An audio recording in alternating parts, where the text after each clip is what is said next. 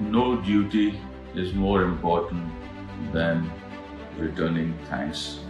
Grand salute. Unsung and unseen warriors on the front line that battle against COVID-19. Tiring days and sleepless nights. Unconditional dedication. Extraordinary courage to sacrifice. Zeal to overcome anything. Love and passion for your job. Your selfless effort. Keep us safe and healthy. Deserve appreciation and unending gratitude. Doctors and nurses. Police forces and firefighters. Pathologists and paramedics. World leaders. Teachers and researchers. Grocer, our cleaners and our emergency workers. Restaurant staff, sanitation workers. First responders. Essential services. Farmers. All critical infrastructure workers. Social workers. Government employees and administrators. Grand salute to you. For keeping me safe. For keeping my family and nation safe. Thank you for being you. Break the chain for our unsung heroes. Stay home, stay safe. Jai Hind.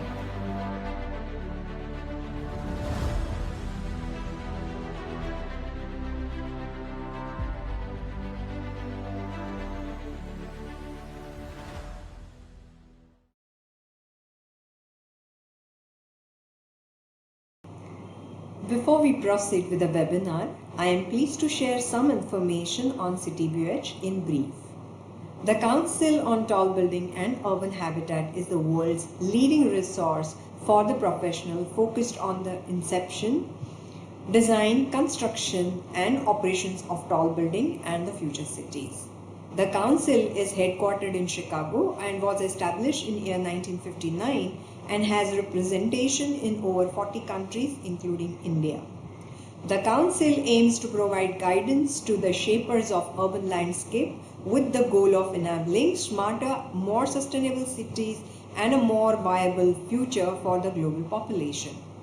CTBUH is a non-profit organization that has developed the internationally accepted criteria for the measuring heights of tall building. The Council aims to encourage research development and debate on the next generation of tall buildings and the issues of urban habitat, and also acknowledges contribution of the architect and engineers on CTBUH platform. CTBUH India was established in year 2014 to implement the aims and the objectives of CTBUH International in the Indian context. For more information on the CTBUH, please log on to our website www.ctbuh.org.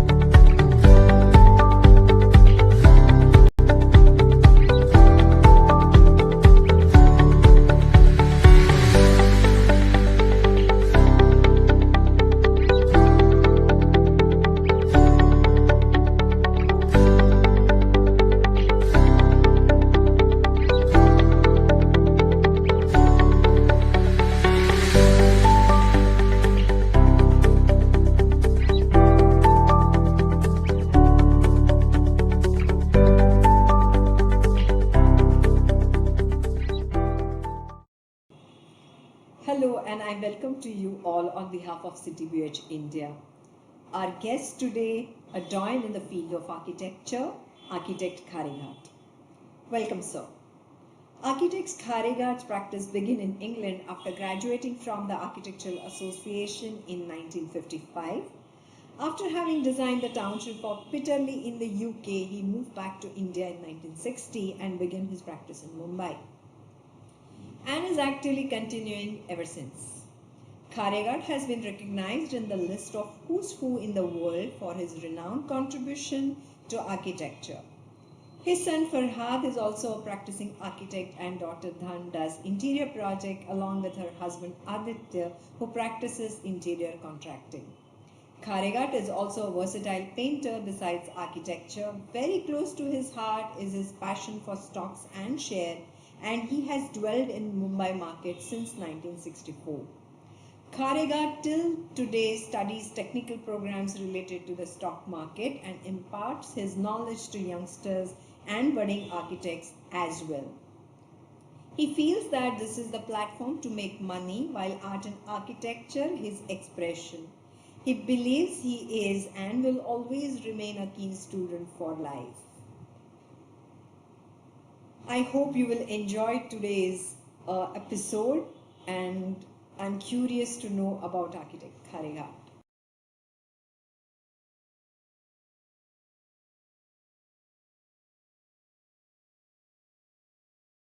iDAC. iDAC.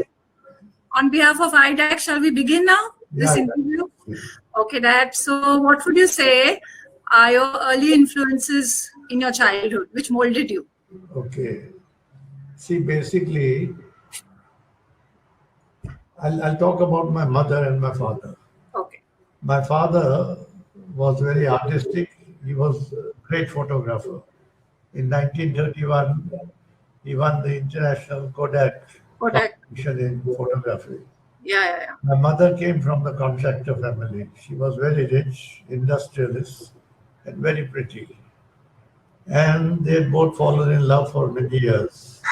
But my grandfather was very much against the marriage. My father was not very rich. Grandfather from mom's. My grandfather was not. But after many years, finally he gave his consent and they got married. Now, after a few years, when I was born, they were very happy together. But when I was 4 years old, my father died in his sleep. That was the first setback. I still remember the day when he wouldn't get up and I was beside him and I tried to pinch him because we used to play a game that when I used to pinch him, he used to get up. But I pinched him and he wouldn't get up. He had died in his sleep. After that, my mother became very sorrowful. And she was very miserable. And later on, she was consoled by one of our neighbors called Bhanubai Kerawala. She used to come to our house and console her. And she read all the religious books about all the saints and things like that. She was a great follower of Meher Baba. So as a child, I still remember sitting on the bed and hearing the stories of Meher Baba and the saints, which Bhanubai used to tell my mother. Now, this went on for a very long time, and we became followers of Meher Baba. So we went to Ahmednagar, and then later on, one of his disciples called, Maneksha Mehta at Tardev used to give very spiritual lectures, and we used to, as a child, I used to sit on the floor and hear those lectures. Now, this Maneksha Mehta influenced me a lot. The way he used to speak, the way he used to speak his bhajans, and it was so beautiful. Later on in my life, I met many preachers, even like Billy Graham, but I've never found a patch like Maneksha Mehta. Then my mother, being very religious, so I was brought in that kind of atmosphere. The stories of saints, Bhakt Kabir, Jnaneshwar, and all that. And as a child, I didn't have much of, like little children playing with other children, games and things I missed completely. So I was in that kind of a background. My mind was totally conditioned by those kind of things. Then later on, we went How did you accidentally get into it? Yeah, we went to Kamuava. Then you see what happened was that my mother had got an astrologer who told her that your son will become an artist. And my mother was very much against it because she had a kind of a idea that the artist's life was never very happy. And she wanted me to be a doctor. I really didn't want to be anything. Yet I was happy-go-lucky. I didn't want to be anything. Then later on, she wanted me to be a doctor. My family were full of doctors, Dr. Radia and, Dr. Hodiwala. So they wanted to be a doctor because they said that if you're a doctor, you'll be able to earn a lot of money. These artistic lines are very bad and miserable. So she hid all my father's camera from me. Oh, okay. Of them and put them right above the cupboard so I could never get it. And she always saw to it that I never touched a camera in my life. So till this day, I've never taken a picture by a camera, except now with mobile phones, I take pictures. I did not know how to put a film in a reel because I was taken away from all cameras. Then I joined St. Xavier's College and did my English science there. There I had one great friend called Manitsa, who was my companion. He also wanted to be a doctor, very badly. Okay. I was to be one. So we used to be two people together doing dissection. I always had a fright for blood. If I saw blood, I would get a cool sensation in my stomach. So while my friend Maniksa would dissect the frogs, I would draw the frog and the whole dissection. So I was the illustrator and Maniksa used to be the dissector. Okay. So in our exams, inter-science final, I got a low second class. And Maniksa also got a low second class. So I could not get admission in any medical college. Okay. So after not getting admission in medical college, I didn't want to be anything, neither a doctor nor anything. I just wanted to be, And I was very fond. Childhood, I used to draw a lot. Oh, okay. I used to draw a lot, and I used to draw faces and things like that. How did architecture come about? Yeah. Then in my college, I had a girlfriend. So with the girlfriend, I used to take her for walks near the JJ School of Arts. So one day while walking, and we used to sit down at that bungalow of that Kipling. So one day while walking, I saw in one of the rooms, a lady was sitting half naked and everybody was drawing. So I went at the window and started staring at her. My girlfriend was very upset that you're looking at dirty things, and she used to pull me. The more she pulled me, the more I looked at her. Till a voice came out of the window, say, "Young man, what are you doing?" So just to show off, I said, "I can draw 1,000 times better." To just break my pride, she introduced me in the hall and said, "Okay, come in." So I went in. She put a paper and a board for me and said, "Now draw." So I started drawing. My girlfriend was tugging me, nearly in tears, started drawing. At the end of the drawing, she looked at the drawing and she said, "I will keep this drawing." Okay. I gave it to her. And then she said, "What is your name? What is your address? You have a telephone?" I said, "Yes, we have a telephone." She said, "See, if I call you for dinner, will you come to my house?" So I said, "Of course, I'll come." And then I forgot about it, laughed and forgot about it. Now the options were to me were to do microbiology or to be a dentist. I never wanted to be a dentist. So I said, "I'll join microbiology." So it was holidays, and then this lady rang me up and said that I would like you to come. She gave me address at Gwalior Tank for dinner. So I went over there. She opened the door. Her name was Kumi Dallas. And when she opened the door, I was amazed to see her paintings all on the wall. I was so thrilled. I started looking at them. She introduced me to her husband, Mr. Dallas, and she said, "This is the boy I was talking to you about." So Mr. Dallas said, "Dikra, what are you doing?" I said, "Uncle, nothing." So he said, "Why don't you become an architect?" Okay. "Whatever you say, I become. I don't want to become anything." He said, "No, you become an architect. You come to this JJ School of Arts tomorrow." Okay. And I'll fill up a form. And when I went over there, he was there already. He had filled the form, I signed it. In fact, he paid my fees as well. Okay. And I was admitted. When I admitted, there was a classroom full of drawing boards and people were drawing, so I was very happy. So I had a drawing board and I asked the boys that, what do you all do here? They say, we design buildings. So I said, oh gosh, I've never seen a building. I design faces. So that's how I joined architecture. I never knew what architecture was. I never entered an elementary exam. Either I was fit or unfit.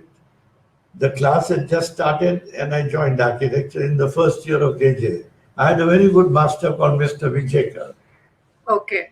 And Mr. Vijekar saw my design of an entrance of a gate and said I was very talented. Okay. Vijekar was an artist. And in the two niches, I had drawn mother with child in the style of Leonardo da Vinci. Even then, mother and child. Yeah. I had drawn mother and child in the style of Leonardo da Vinci, and he was very, very impressed. Okay. And he himself was a painter.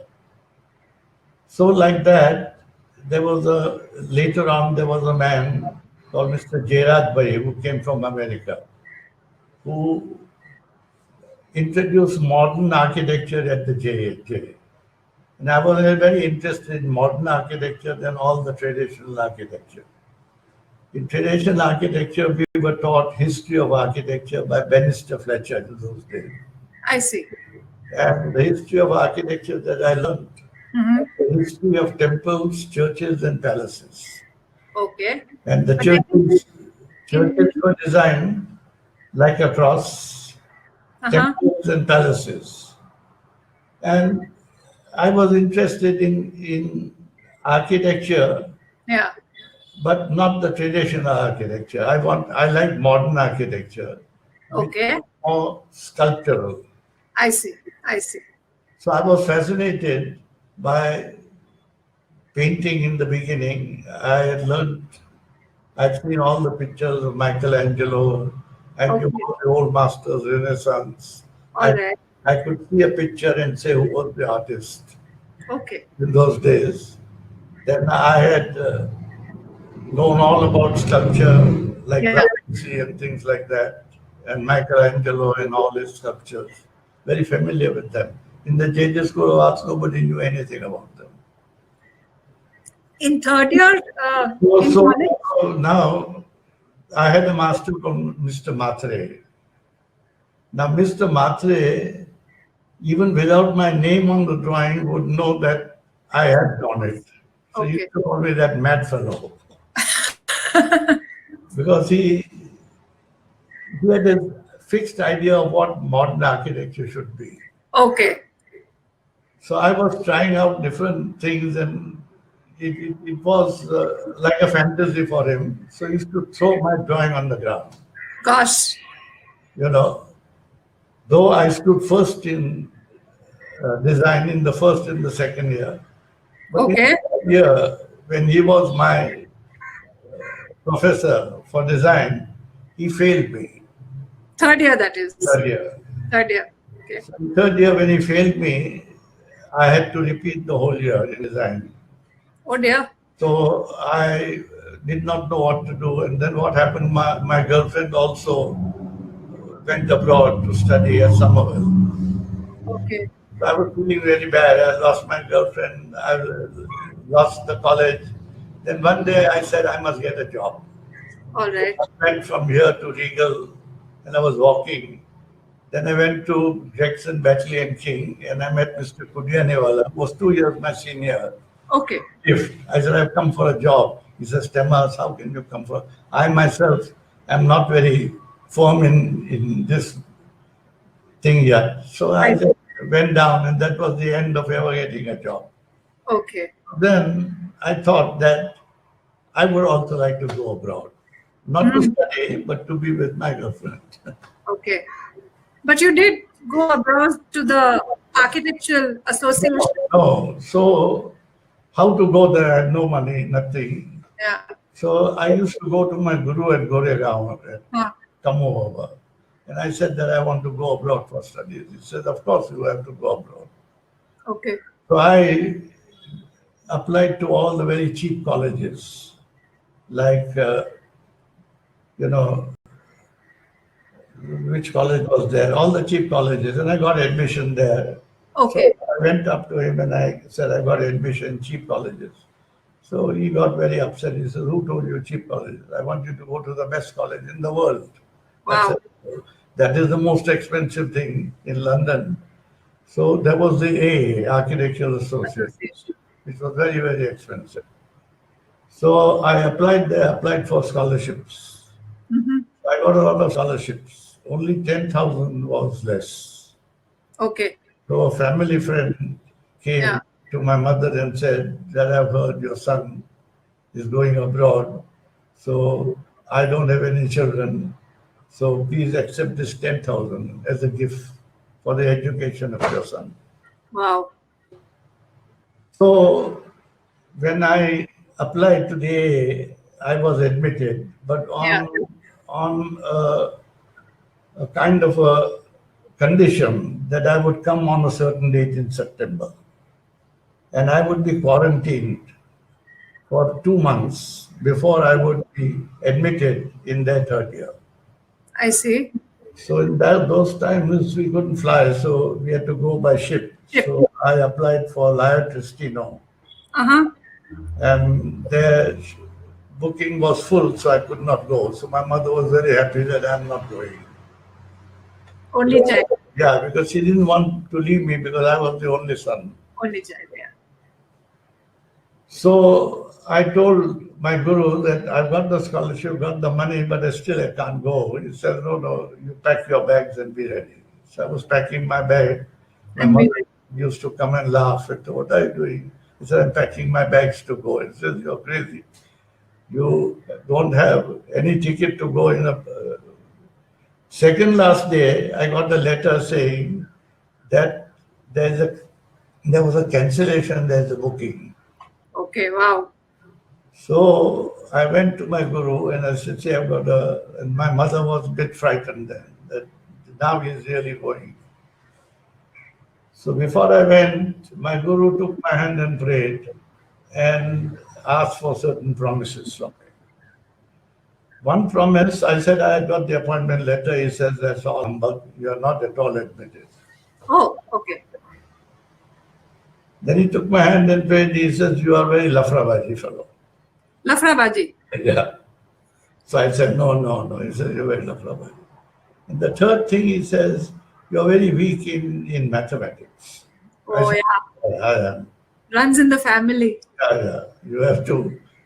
And I think fourth also, you said that you give me a promise that when I call you back, you must come back. So I said, yes, you'll definitely come back. Then I went to, I think my steamer was named, I forget the name, it was Laio Tristino. Okay. Ship. Went to Geneva and I had to take a train. Yeah. And that's how I landed in London. Not knowing anything. My elder cousin Darius was there. Yeah. So we were staying in a certain place, which was a very cheap place, but where we had to do some social service. Okay, yeah. For the cheap place. So I was given an art class. Okay. For teddy boys and teddy girls who are between 12 and 13. They look much older than me. Yeah. Then I was put in the third year in the quarantine. Okay. And we were told to design a building. And you see, the way to design the building was, you see, in my JJ School of Arts, we had certain influences. Right. Those influences were mainly Frank Lloyd Wright. And there I met a very nice fellow who was 1 year older than me. He also failed, called Nari Gandhi. And Nari Gandhi was 1 year senior to me, but he had failed now. Okay. So I used to sit near Nari Gandhi and see him drawing. He used to take a yellow sheet of paper and used to take yellow ink and draw on it. And he was very much influenced by Frank Lloyd Wright. He would draw trees and all shapes of rooms. And he would make his buildings very sculptural, you know. So I liked it very much, but though I used to pull his leg also. I see. But he never used to mind. So you see, being an influence of Frank Lloyd Wright, that had a great influence on me. When I went to the AA, when I was in the quarantine period, I met a very wonderful English teacher called John Killick. Okay. Now, in the quarantine period, he took my piece of paper and drew a few lines, like a Mondrian painting. Okay. And I knew what he was doing, and he said, why don't you make this building like that? It was a pattern of right angles. So immediately I got what he wanted. Okay. So I drew an art gallery and made it into a very sculptural design, like Pierre Mondrian's plan, 3 dimensions. Okay. Then that was it. And right from that day, I was under the influence of John Killick. Okay. Then what about the brutalist movement there at that time? So John Killick was one of the founders of the brutalist movement. Actually, the founder of the brutalist movement was Peter Smithson. Okay. And with him, there was John Killick, Howell, and MS. And John Killick was my studio master. So in the 3rd year, I stood first in design. But after 3 months in the 3rd year, my principal called me and he said, we had made a mistake, you know, because your admission cannot be recognized here. Why? Because the Indian teaching was not recognized there. Okay. But they had made a mistake. So I would have to pass my 2nd year, 1st year, 3rd year exams in the 3rd year. So then I remembered my guru come over and said, suppose if I fail in 1 exam. So he said, 1 exam we pass you. I passed in all the exams and failed in the mathematics exam of the 2nd year. I stood first in design in the 3rd year. And my designs were always exhibited in exhibitions. They put me in the 4th year. In the 4th year again, I stood first in design and my designs were always exhibited. But in the mathematics exam of the 2nd year, I again failed. Then I was the representative, they sent me as a representative of their college of the AA to Stockholm. Stockholm? Stockholm. So I was the AA's representative, first Indian student. Okay. And with me, there was another Indian student, this Dungaji. He was 1 year senior to me. So both Dungaji and I had a record at the AA. We both stood first in our design. I see.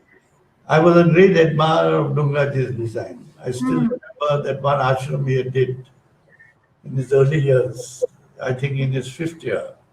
I thought it was the most beautiful building I had ever seen. I was very influenced by him. Yeah, but his work was also influenced by Cobb, no? No, you see, later on, this Frank Lloyd Wright's influence disappeared completely. Yes. And this brutalist movement was mainly influenced by Le Corbusier. Yeah. But you see, it was a movement, it was a social movement. Like Le Corbusier would design a building, but we thought as in the new brutalist movement, they not only thought of the house inside, but what the house would do to the total city structure.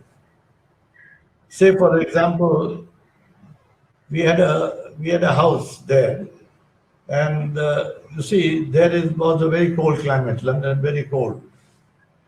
So you see, the houses were designed for a cold climate. So the minimum of external walls.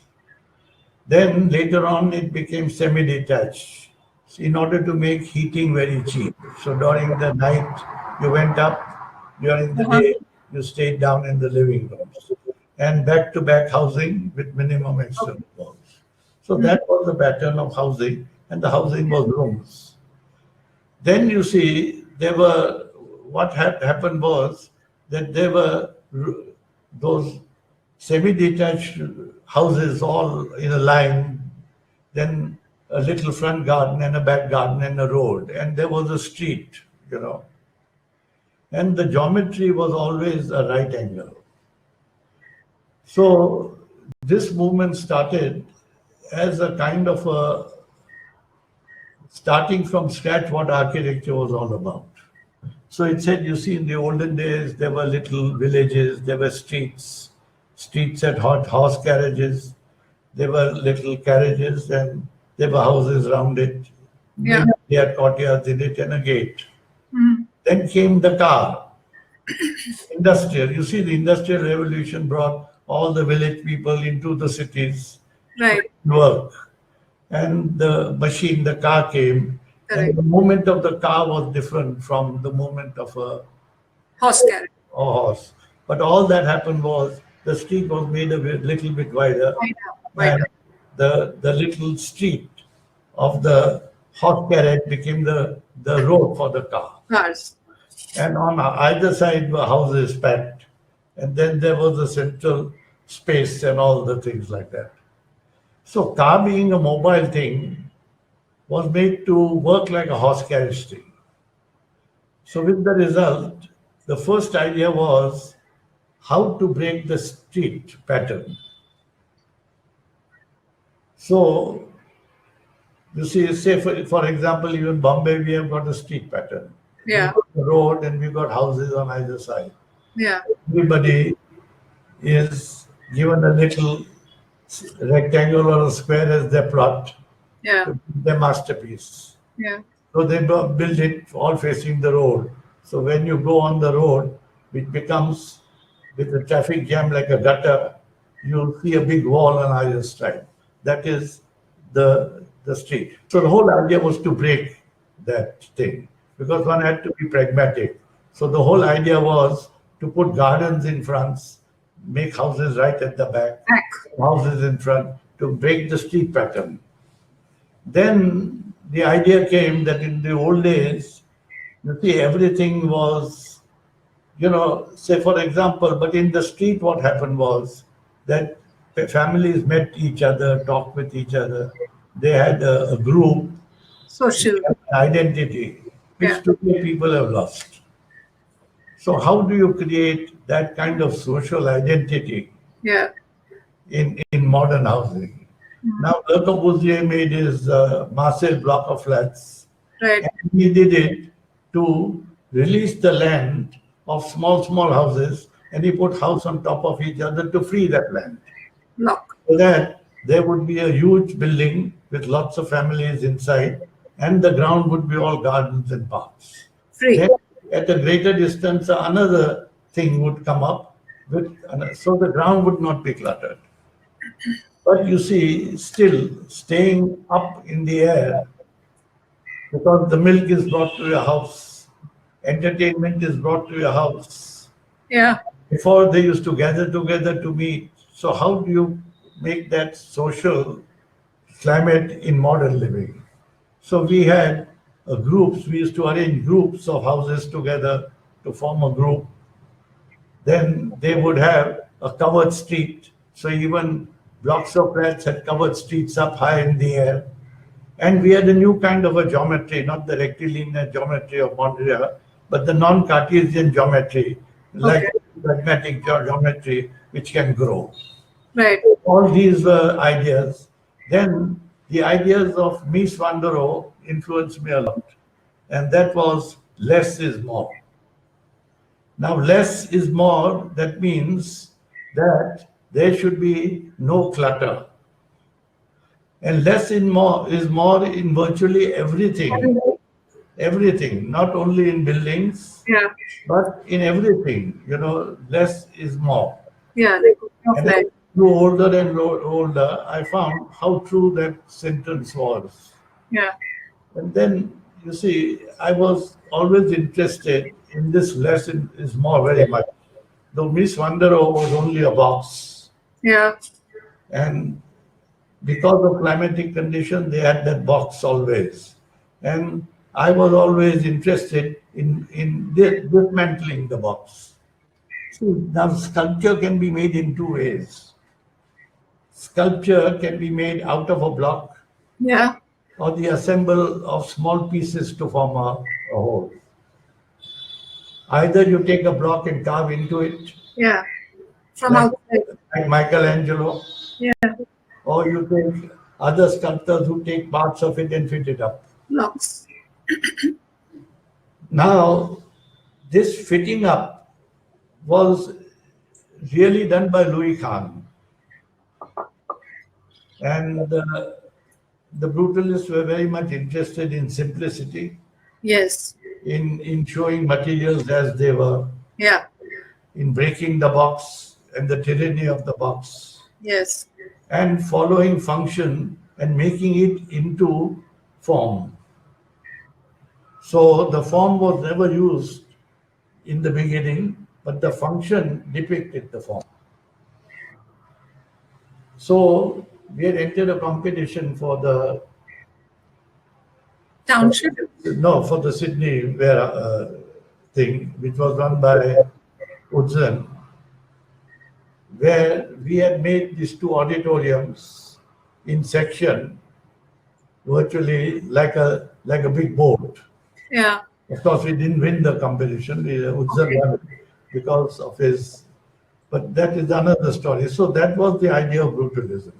Okay. Then later on, when I passed, I worked with John Killick for a few years, and he virtually asked the authorities to pick me up to design a new town called Peterlee. Italy. Near Durham? It was near Durham. Yeah. So, yeah. So there was myself, a German architect called Roman Holter. There was an English architect called Derek Flower.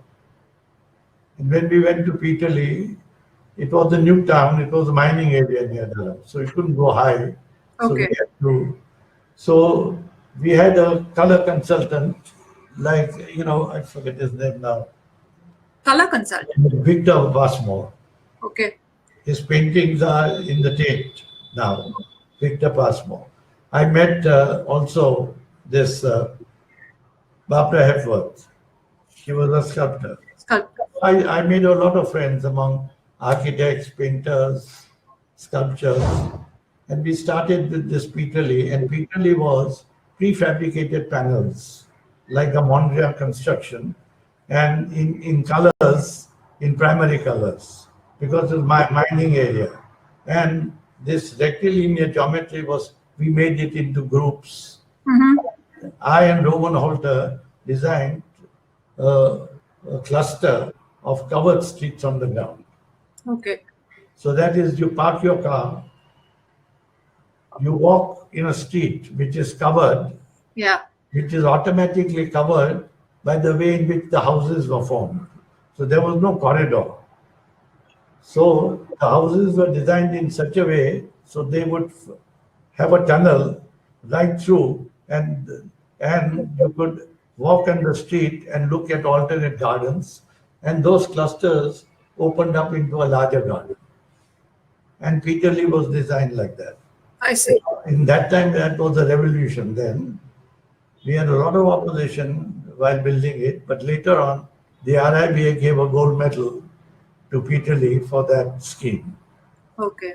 Then from there, I worked at the London County Council. Yes. And I worked on, I was very happy there. We were doing a large housing scheme, many architects. And by that time, I was well settled, very happy there, having, I had a beautiful flat at Notting Hill Gate, which is the most expensive area in London now. London, yeah. And I had parties galore, and, I was living like as if I've never lived before. So who would you say was at that time like your role model in architecture, if there was at all? My role model was Peter Smithson. Okay. And my role model was John Killup, my tutor. Because you see, we admired Le Corbusier. There were quite a lot of things we borrowed from Le Corbusier, and people still borrow from it. Yeah. But we had our own kind of reasons for it. Okay. It was slightly by Miss Van der Rohe as well. But the most important thing was the brutalist movement itself, making forms, giving function its relevant form. Say for an auditorium, for example, if you have a theater, the rake is very steep. So suppose if I make a form with the stick, then a theater, and I put that as the building, I made the section itself into an elevation. Yeah. So the function became a form. And to expose it outside, So in this theory, what happened was, we took the function and made it into a piece of sculpture, building. We were very true. We never wanted to do any ornaments on it. Right. The basic materials, like to invent new forms from functions, to break, not stay in that cast iron geometry, which people are still caged by. Yes. Because, though buildings can be rectilinear because of form work, the placement of buildings need not be. In fact, a car moves in a swirling way. If there is a straight road, the driver would get a headache, So, the movement of the car on the highway, it is fast, then it goes slow, then goes very slow near a housing scheme, like that, the movement, and things like that, And then I was very happy doing, well settled. Till one fine day, I had a call from my mother that she had gone to Khareghat, and coming over, I said now that my son's time is up, you have to call him back. So that was what, around 1960. 1960.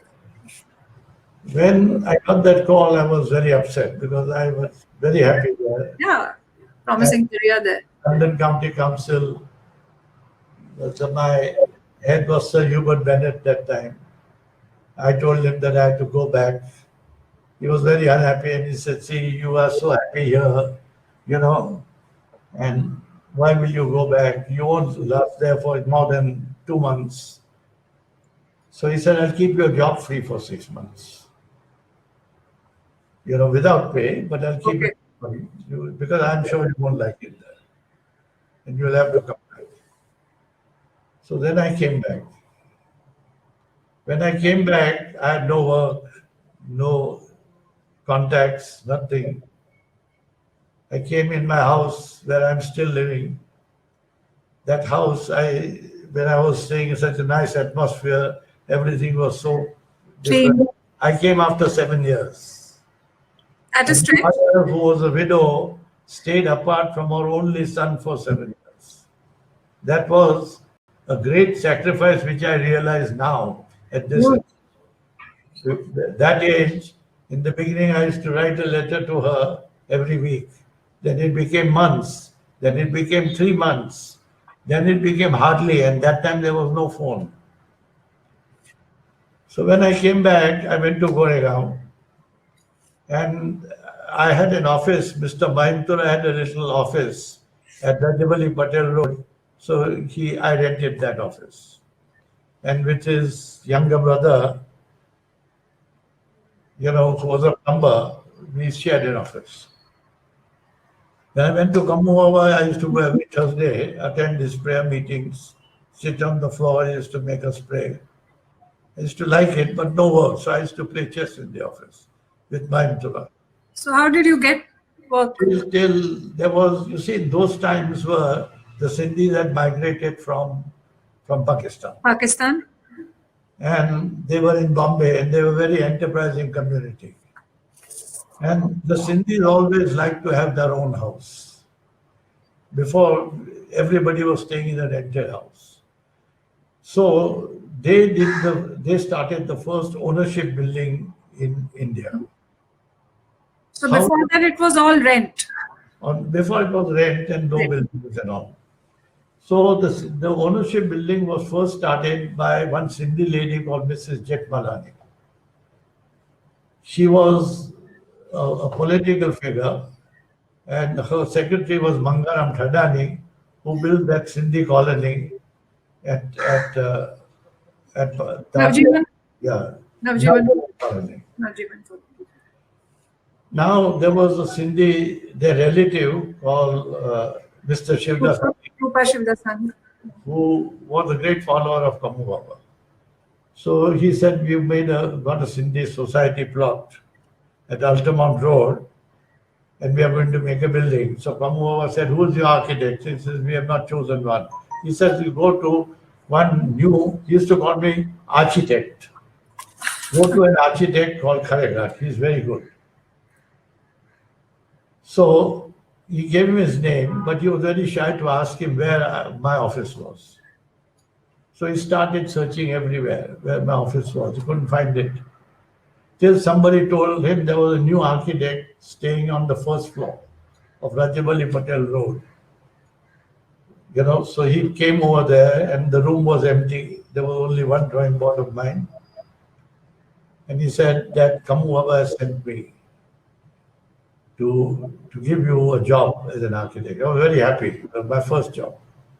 I said, yes, yes. He said, see, I tried to find you for the last 15 days. Couldn't find you. So I made myself a plan. And I've written your name. Oh. And society has liked it. So all that you have to do is to take that plan, sign it. Sign your name. And your fees will be 60,000. That's a lot. For being an architect of that building. Yeah. So I looked at the plan and got a shock. I said, see, I won't accept this plan. So he said, what do you mean don't accept it? Have you got any other job? I said, no.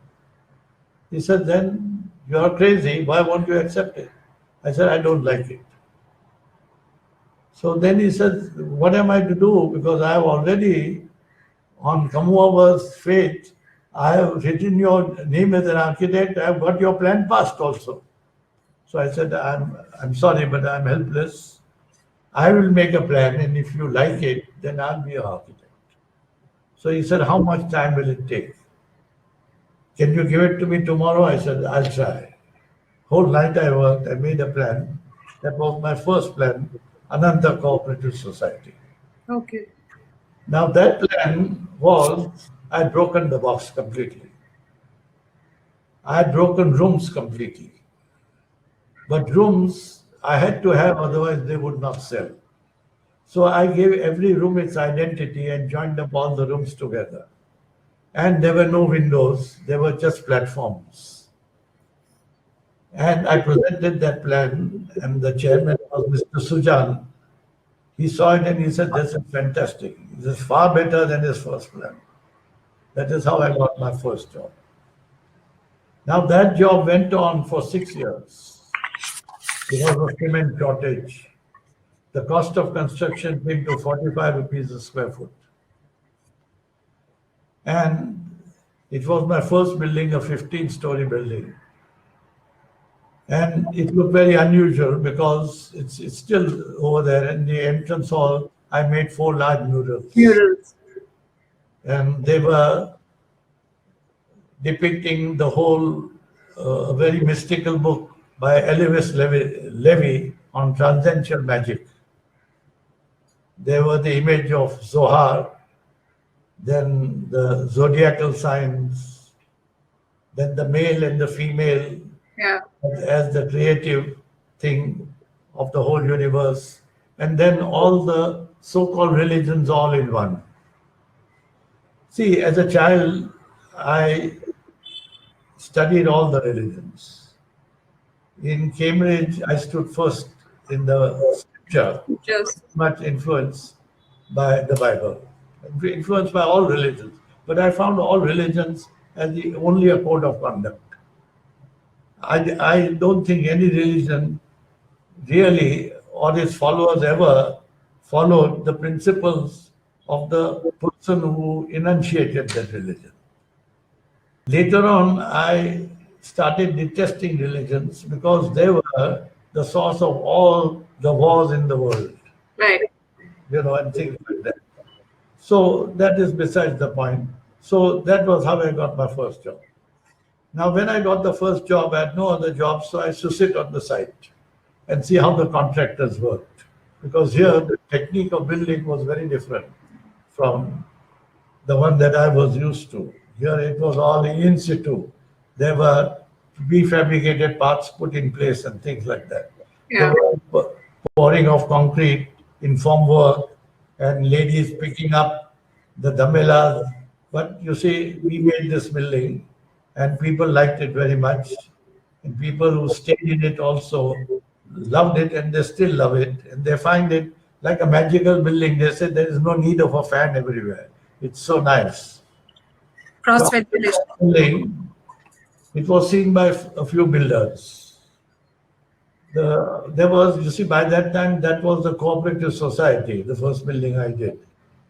It's like self-development. Everybody bought a plot, they chose an architect and did this development. Then you see, later on came builders. Yeah. The builders only made buildings for a profit. So all the ideas of my brutalism and all went for a toss. Because you see, there I was designing large areas. We talked about society and clusters and streets in the air and streets in the ground. But here the builder was only interested in making money. So, you see, there was the whole city planning was like a cinema sheet for booking, There were rectangles and squares. Everybody bought a rectangle and put his masterpiece on top of it. And it went as architecture. And the architect was chosen to, who can make money for them. That time, the famous architect was one fellow called, I forget his name, Thakkar, who made Blue Gardenia and so many buildings at Pedder Road. I see. And he used to draw a rectangle. His plot was a rectangle. He used to make the open space, draw a rectangle, and then fill it up with small rectangles and squares with a chalk and write the names. And then he used to make the balconies, and then he used to color the building the color that the client wanted. So if you wanted green, he made it green, anything. But he was very famous. Then there was another famous architect in those days called Chapia, who tried to do modern architecture but didn't know what he was doing. So he used to take all the different little canopies, cantilevers and things and all join them. Okay. But connect features together. So he was very popular. The reasonably good architect that I liked when I came, I used to like the work of Charles Correa. Yeah. Now, Charles Correa, I used to like his buildings, but I don't think that he ever thought in the lines of the kind of thinking that I was used to. Different thought process. Yeah. But his idea was a little bit influenced by Cobb, but not quite. Yeah. Not at all by Miss Wanro. No. But, he used to take parts and make small forms. And, it was on a very low-key side. Then the second building that I got from a builder was Prithvi. So Prithvi was designed, you see, as an architect now working for a builder is very simple. So you see, the plan has to be, first of all, there is a thing called built-up area, the service area and the served area. The service area is the staircase, the lift. Yeah. All that leads to the flat.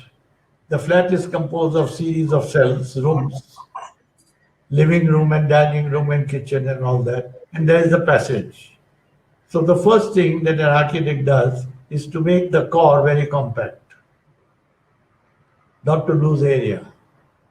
Second thing he has to do is to make the rooms inside compact, not to lose space in passages.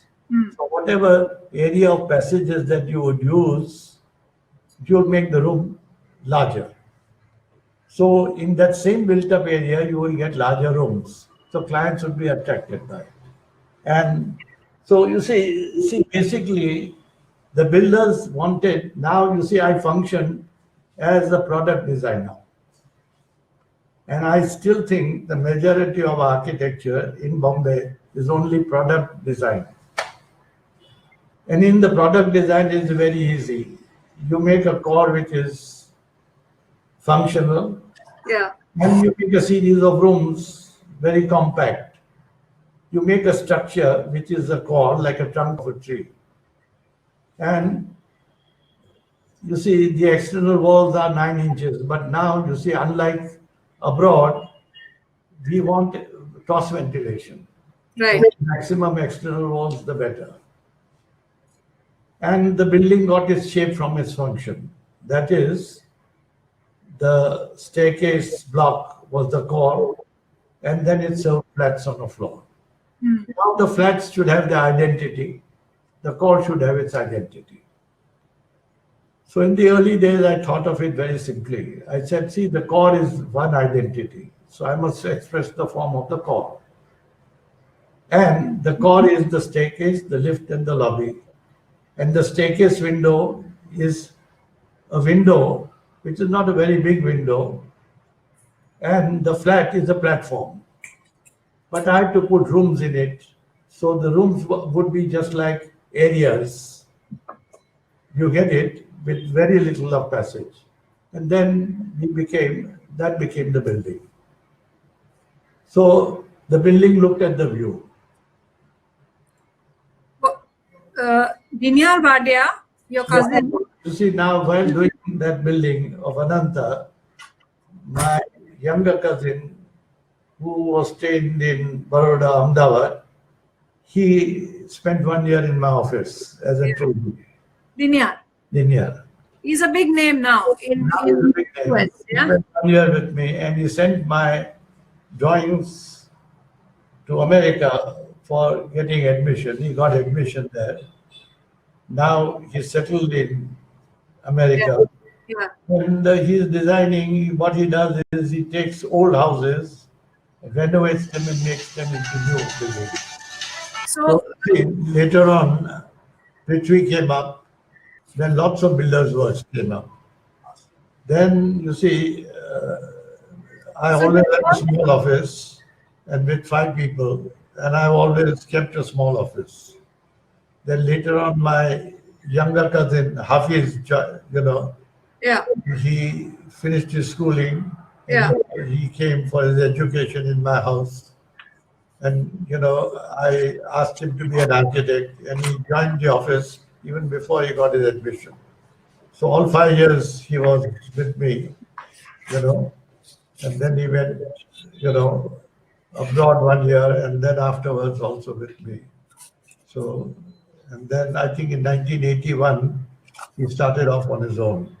Okay. Then you taught as well at the JJ and the academy. I taught many years at the Architectural Academy of, this college at Prabhadevi. And later on, I told the principal that I want a subject.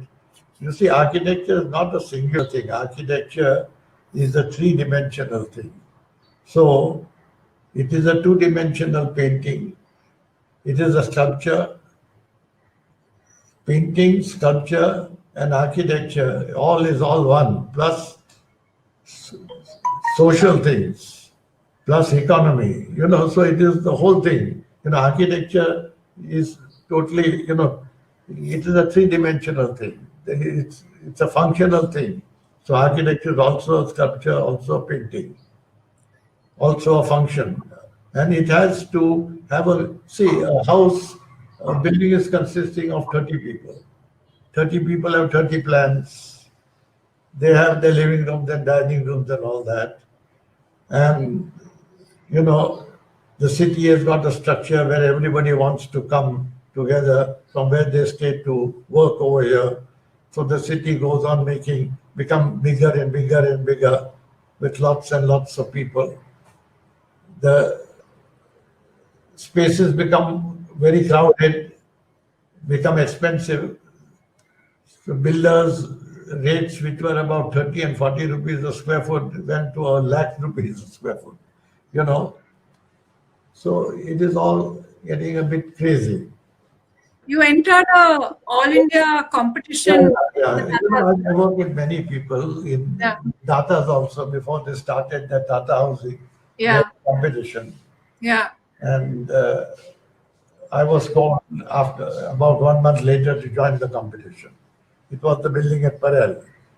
So I made the building, and for 6 months they didn't declare the result. Then they called me, say, "We've chosen your design," you know. And I saw the exhibition and I thought that they would have to come to me. So they came after 6 months. So I jokingly said, how long did it take? Because you see, the rest were totally making a loss for the builder. You know, there was huge wastages of FSI and all that. So I just calculated and I said, my fees will be 4%. He said, no, if we can't give you. I said, see, I've given you so many, I think, crores more in those days. It was the first beginning of Tata housing. Okay. Then Pocha told me, oh, we had a huge discussion. We had 6 months to give this design to you. That's how. Then I did a lot of work for Tata housing. From Tata housing, I went to the IIT. Then IIT for them. And those were the works I enjoyed, though they were a small key, but they were not builders' works. So there was Dr. Panikar there, a very interesting man. At the IIT. Yeah, and we used to, and there I did the guest house there has activity center, guest house. Yeah. You see, architecture we treated as an art. Even the builders' work, it was like a kind of I used to psychoanalyze them, you know, like a doctor, and trick them into doing what I wanted them to do. But some people were very adamant and so I used to just leave their jobs. Okay. Leave the job. I used to leave the job. One builder came to me and he said, Mr. Khareghat, we've heard a lot of you. Just make 5 or 6 designs, show it to us. I asked him in what profession he was. He says, we were making saris, selling saris. I said, I'm not in the textile business. And I said, I'm not your architect. He said, no, you work. We give you money. I said, see, I'm not interested. Because basically, I've always done what I like to do. I've never worked for money. Money always came as a byproduct. You know, but I must enjoy my work. And I found, you know, this building work a bit restrictive because first of all, you have a client. You have to appease him. Then you have the municipality, which is the main barrier. Economics is not a barrier, but the main barrier is this person who makes the decision for you to do that. And if you do it, there is not a single design which I made, which I myself not designed. So if I don't like a design, I don't do the work. I've never gone to any builder or anybody to ask for any work. I just sat on my chair, loved what I did. How did the flyover work come? No, that also was a messed up job. You see, that job was Motiwal and Bharucha got the construction job. They wanted an architect. They came to me. I designed a beautiful thing, and then it was messed up by the municipal commissioner saying that India is a poor country, so this looks too grand for it. The lighting was incorporated in the bridge. It was the second bridge after this Kemp's Corner done by Charles Collier. So that design was virtually changed, you know, by them. Then I started working for the Unit Trust of India. Yeah. Then we worked for numerous builders at New Bombay. Then I made many triangular buildings. The triangular buildings were made to get extra profit for the builder, because when we made a rectilinear building, the roof was useless. It was a waste of money. So the only asset of the roof was the terrace, was the access to the water tank and the lift machine room. So if I cut the building on the diagonal, I gave open terraces to everybody free of charge, for which the builder could get more money. So therefore the triangular buildings. Okay. And small offices. And you see, my designs used to sell on paper. They were like a check. And whatever money I got, I always used to feel that I'm not paid at all. I've done free work, because I gave them 10 times more than what they gave me. So and Mother Teresa, how did you get? Oh, Mother Teresa, you see, they're a part of it. So, so that way, a small house will look big. And I hate these tall buildings looking into each other. I made a beautiful building at opposite the racecourse, Belvedere Court. Yeah. Looking at the view. Now they are going to put a 40-foot building story in front of it. Two buildings, all tall buildings are looking at each other. The Bombay will become a gigantic slum.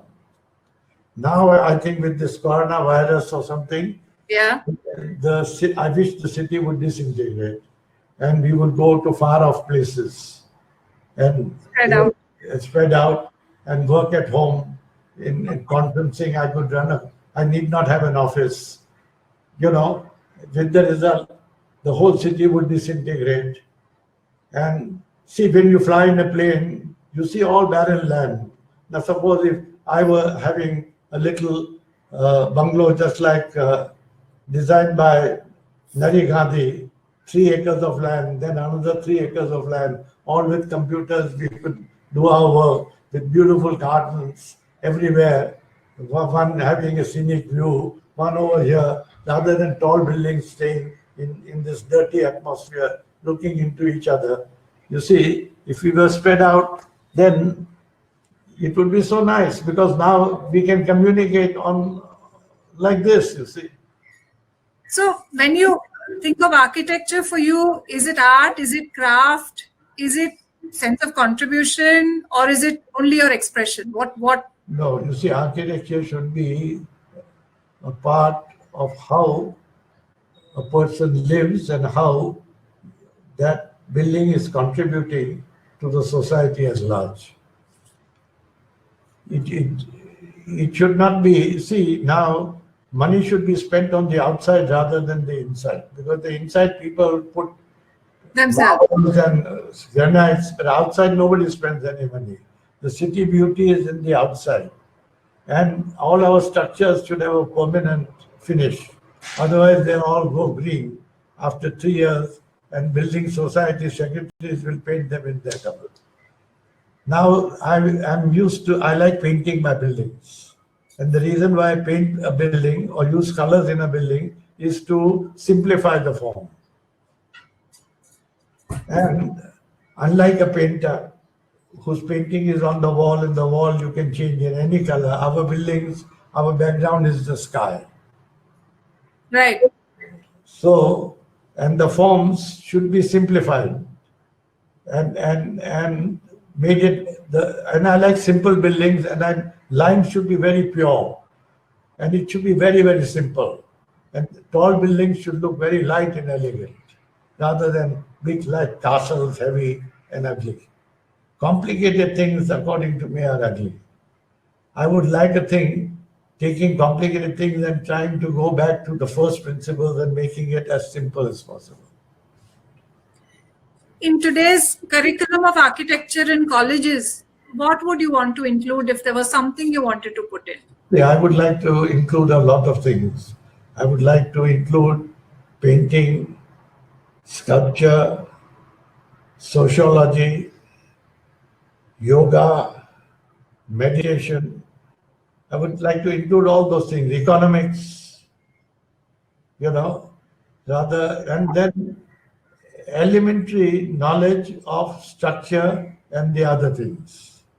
Because those are things that are done by specialists even today. But you must have a a basic knowledge so that they don't take you for a ride.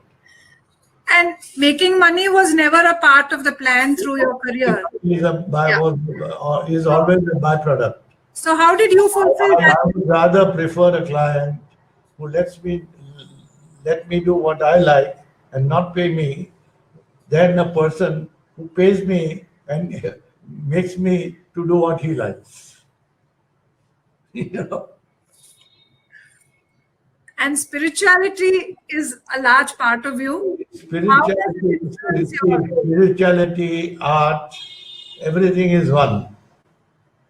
You cannot decipher a person saying this is an artist. There is art in everything that you do. And the greatest advice I would give to every young person is to make them do what they like to do. And all this idea of working hard and getting a job is a sin.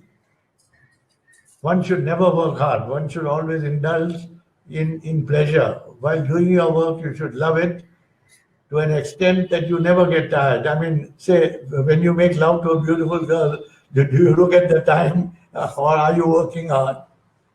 There is no time for you. Time becomes an illusion. You get it? Yeah. And you also paint so much. See, painting is very easy because there is no restriction. There is no person to tell me what I should do. I can do what I like. And that is what I like to do. I always like to do what I like to do. So, and if a person likes what I like to do, then if he comes to me, I like working for him. I've never gone to ask any builder for any job. They've always come to me. In fact, so many people, you know, say for example, when I was doing that Guwahati plan, they said, oh, can you get me so many shops and all that? I said, I can't. It's against the law, I can't do it. Another architect, okay, please give it to him. I'm not bothered.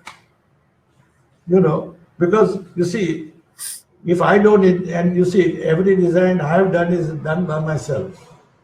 And I have always worked where I'm happy. And students who have learned from me, I have not taught them. While being with them, I also learned from them. So they've learned from me by seeing me how I work. In my office, there is no tension. Everybody is happy. Everybody can play music. And work gets done like a miracle in time. You know, and everybody is happy. There's no strict timing or roll call also. It's like that. That is how I like to work. And today, what calls you more, architecture or painting? See, I find architecture is a bit slow. But I love architecture. But it is a bit slow. Building takes a long time to build. And by the time it has to pass through so many different hands, you know, at all stages, there is a kind of a resistance. You see, first of all, I have to treat my client as a patient, you know, because he's got his own ideas. Now, if he had his own ideas, sometimes they say, why do you come to me in the first place? You know, you just join up the rectangles together and do what you like. Then say, no. Then it comes back to me. You know, it's like that. Then comes the municipality, 5-inch open space, 6-inch open space, you know, this and that. A plan can be passed in 3 hours. It takes 6 months. The building then goes up according to whether the flats are sold, according to the financial capability of the builder. See, I work with all the builders. I work with Unit Trust. I work with IIT.